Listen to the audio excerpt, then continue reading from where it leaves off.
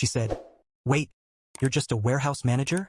I thought you were, like, in charge of something bigger. Her voice carried that sharp, condescending edge, the kind that slices through a room and leaves everyone holding their breath. We were at a trendy rooftop bar in Chicago, surrounded by clinking glasses and the hum of city lights below. It was our third date in 2 weeks, and until that moment, I thought things were going well.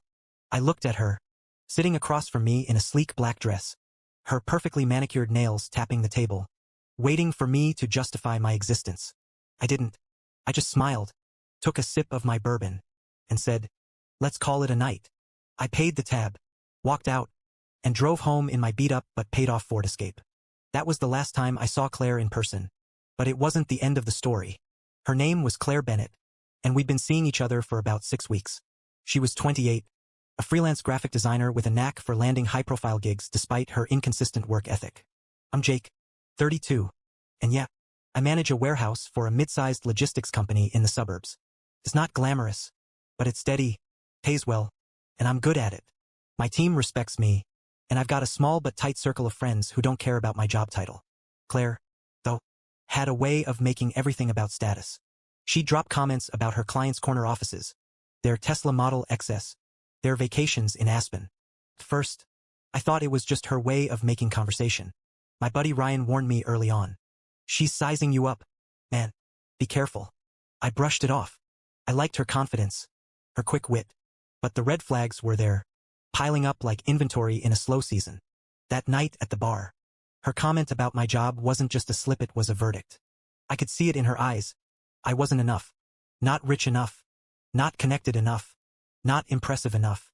I didn't argue or try to explain that my job funded a comfortable life, a mortgage-free condo, and a retirement plan that was on track for early retirement. I just left. By the time I got home, my phone was already lighting up. 3 missed calls from Claire, starting at 11:02 at night and spaced 10 minutes apart. Then the texts rolled in. The first one was sharp. "Seriously, Jake? You just walk out like that?" The next was softer. "Did I say something wrong? Call me." By 2 in the morning, there were 9 more, a mix of confusion and desperation. "I didn't mean it like that. I just thought you were, like, a CEO or something. Can we talk?" I read them, felt a twinge of exhaustion, and turned off my phone. I wasn't angry, just done. The next morning, I woke up to 17 missed calls and a string of texts that had shifted from defensive to frantic. "Jake, I'm sorry. I was drunk. I didn't mean to offend you. Please call me back." The last one, sent at 4:47 in the morning, was just a single word: "Please." I made coffee, sat at my kitchen counter, and scrolled through them all. I didn't feel much, just a quiet clarity. Claire wasn't sorry for what she said she was sorry I'd walked away. That was the difference. I deleted the messages and got ready for work. A little backstory is necessary here. Claire and I met through a mutual friend, Sarah, at a networking event for local creatives. I don't usually go to those things, but Sarah, who runs a small PR firm, insisted I'd fit right in. Claire was there, pitching her design services to anyone who'd listen. We hit it off over a shared love of old-school hip-hop and a mutual dislike for overpriced cocktails. She was charming, ambitious, and had a way of making you feel like the only person in the room. But there was always this undercurrent, this constant measuring of people's worth. She'd comment on someone's shoes, their watch, their job title, always with a slight smirk. My sister, Emily, met her once and called it right away. "She's a climber, Jake. She's looking for a ladder, not a partner." I shrugged it off. Emily's protective, always has been. But she wasn't wrong. The real kicker was the project. Claire had been gunning for a big contract with a startup called Greenwave, a sustainable packaging company that was getting buzz in Chicago's tech scene. They needed a full rebrand logo, website, marketing materials, and Claire was desperate to land it. The problem was, her portfolio was thin, and she didn't have the connections to get her foot in the door. That's where I came in. My company handles logistics for Greenwave, and I know their operations manager, Tom, from a few industry conferences. He's a straight shooter, trusts my judgment. When Claire mentioned the project, I made a call. I told Tom she was talented, reliable, and worth a meeting. He agreed to give her a shot, and I even helped her polish her pitch deck, staying up late to tweak slides while she fretted about fonts. She got the meeting. She was thrilled, calling me her lucky charm. I didn't think much of it, just helping out someone I cared about. After the bar incident, though, I saw things differently. Her comment about my job wasn't just a one-off. It was part of a pattern.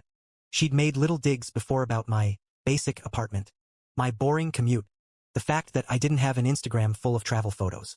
It all clicked. She wasn't with me for mesh, was with me for what I could do for her. The Greenwave project was her dream gig, a chance to break into the big leagues. And I'd handed it to her on a platter.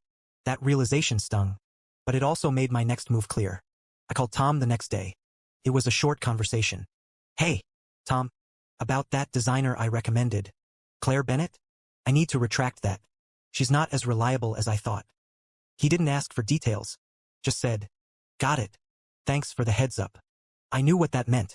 Greenwave was a small operation. They didn't take risks on flaky freelancers. Claire's meeting was scheduled for the following week, but I had a feeling it wouldn't happen.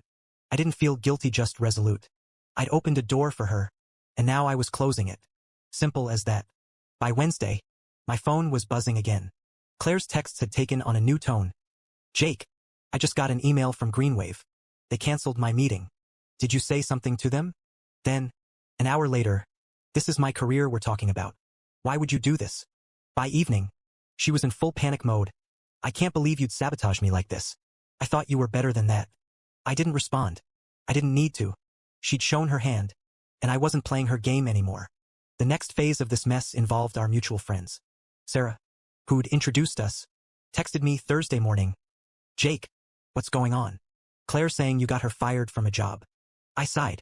I knew this was coming. Claire was good at spinning stories, and she'd already started working the group chat. We were all in a mix of creatives, tech folks, and random friends who met up for drinks or game nights. I texted Sarah back. I didn't get her fired. I just pulled my recommendation for a project. Ask her what she said about my job. Sarah replied with a question mark. So I gave her the short version. Claire's comment at the bar. How she dismissed my career like it was nothing. Sarah's response was quick. Wow, that's messed up. Claire, meanwhile, was going full victim in the group chat. According to screenshots Ryan sent me, she was claiming I'd betrayed her, that I was jealous of her success and had sabotaged her big break. She even threw in a line about how I'd ghosted her after a perfectly fine date. It was a masterclass in manipulation, and some people were buying it. A guy named Matt, who always had a thing for Claire, texted me directly, Dude, why'd you screw her over like that? I didn't take the bait. Instead, I went back to my phone's call log. There it was, 17 missed calls from Claire, all between 11 at night and 4 in the morning that night. I took a screenshot, clean and clear, showing her number and the timestamps. I sent it to Sarah with a note. Can you add me to the group chat for a sec? She did. I waited for a lull in the conversation, then posted the screenshot. No caption, no explanation, just the image. The chat went dead silent for a solid 3 minutes. Then Ryan chimed in, 17 calls? That's not the vibe of someone who had a perfectly fine date. Sarah added, Claire, what did you say to him? Claire's response was a flurry of deflections. He's twisting it. I was worried about him. He just left me at the bar. But the screenshot told a different story. It wasn't about worry, it was about control. About her realizing she'd miscalculated and lost something she wanted. I typed one line, I'm not here to argue. Believe what you want. Then I asked Sarah to remove me from the chat. I didn't need to say more. The truth was out there, plain as day. The fallout was quick. Ryan and a few others reached out privately, apologizing for assuming the worst. Matt didn't, but I didn't. Corey had always been Team Claire. The group chat fizzled out on the topic, and I heard from Sarah that Claire had left it entirely. I went about my week work. Gym, a quiet dinner with Emily and her husband. Felt good to have my life back. No drama, no games. But I knew it wasn't over. There was one loose end I hadn't tied up. A pair of concert tickets. About a month into dating Claire, we planned to see a band we both liked, The National, at a venue in the city. Tickets were pricey, $150 each, and I'd bought them as a surprise. She'd been thrilled, posting about it on her Instagram story with a caption like, best date ever coming up. But after the bar incident, I wasn't about to take her. I texted her a week after the blow-up. Claire, I need the tickets back. I'll swing by your place to pick them up, or you can leave them with your doorman. Her reply was predictable. I don't have them. I think I lost the email with the QR codes. I wasn't buying it. I'd sent her the tickets via email, and I knew she was meticulous about saving things like that. This was another power play, her way of holding onto something of mine. I called Emily. My sister's a lawyer.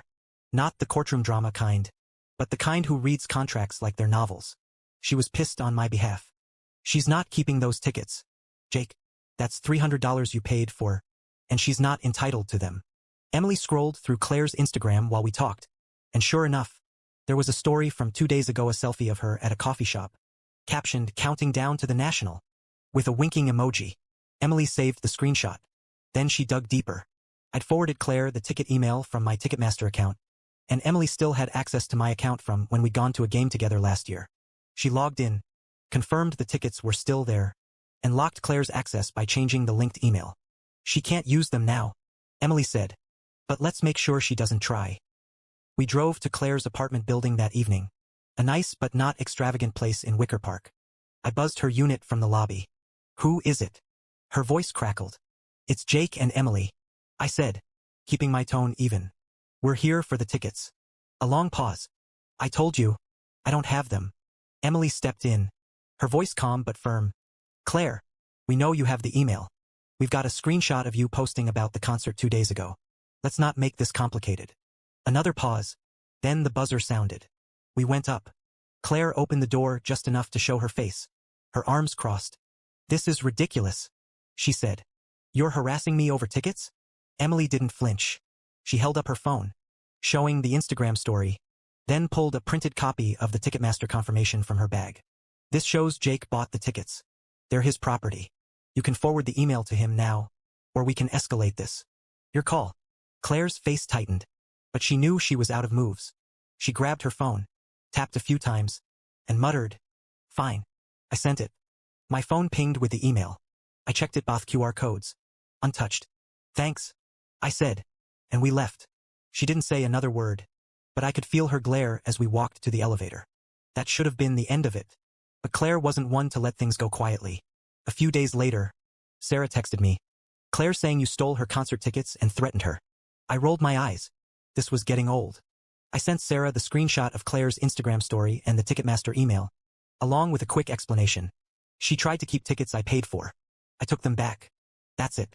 Sarah didn't respond, but I knew she'd share it with the group. Claire's stories were starting to unravel, and I wasn't surprised when Ryan told me she'd been quieter at recent meetups. People were seeing through her. The concert came and went.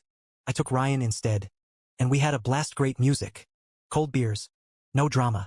I sold the second ticket to a coworker for face value, so I broke even. Life moved on. I kept busy at work, started running again, and even went on a few dates with a woman I met at the gym. She was a nurse, down to earth, and didn't care that I drove a 2018 Ford.